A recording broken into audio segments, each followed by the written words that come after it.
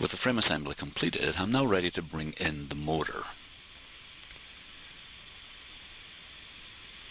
So I'll place the motor in the assembly, and it's a 2-bar motor 393 model.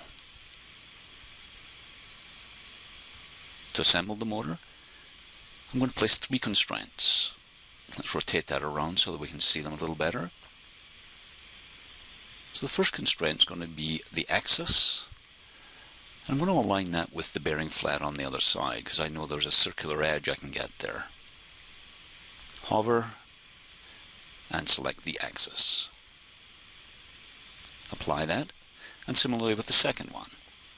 Select the axis, and on the second hole on the bearing flat, select the axis from the list. I'm going to apply that. Actually, we'll click on cancel and we'll drag that out. I have one more constraint to add. That's going to be a mate constraint between the face of the channel and the face on the motor. So select the channel and then select the face on the motor. And that constrains the motor to the assembly. Now what I want to do is rotate the gears. Now we can see that, well, that's not working, is it? But if we think back, what actually happened was we put in an angle constraint to align the gears. So I need to suppress that. With that constraint suppressed now, that gear is moving, and is the small gear, but not together. So we need to apply another constraint, and that's going to be a motion constraint. Leave the default solution. Select a circular face on the small gear, and then on the large gear. So the ratio then will be 12 for the small gear and 36 teeth for the second, or 1:3.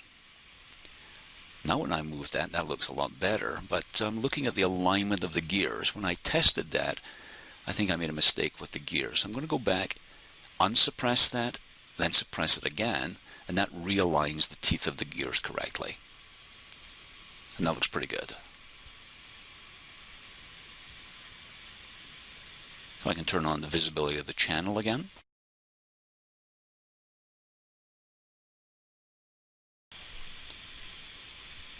I've turned on the visibility of the parts I turned off at the beginning of the process, so we can see that the scoop bucket is working correctly. You want to double check that everything is moving. Shaft collars, the lock bar. You may have forgotten to put an angle constraint in, and now is a good time to check that.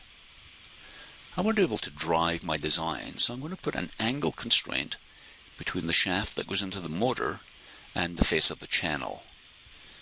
And we'll leave that at 0 degrees. Now, of course, when I try to move things, it's locked because that constraint is there. Let's go back and find that constraint. And as I've been doing before, let's rename that. And we'll change that one to Drive Me Motor. And again, that's easier to find. As we've seen before, I can suppress that constraint. Check that everything's working correctly. But what I want to be able to do is drive this constraint. So I'm going to take the suppression off, and as by right-clicking, I'm going to drive the constraint. I'm going to drive it through 60 degrees. Now that 60 degrees is actually on the motor, on the small gear. So you'll notice that the bucket only moves through 1/3 of that, or 20 degrees.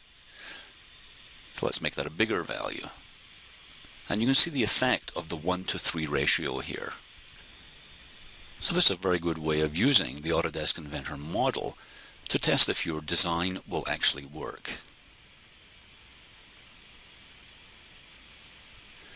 We're now back in the full assembly. And what I like to do here is look at other possible solutions. This is the 36-tooth gear, giving us that ratio of 1:3. But we also have the possibility of a 60-tooth gear and an 84-tooth gear. I know the 60-tooth gear will work. I've actually tried that particular one. It will fit in here. The only thing you have to do is move the motor assembly 1 hole to the right. You wanted to give that a try.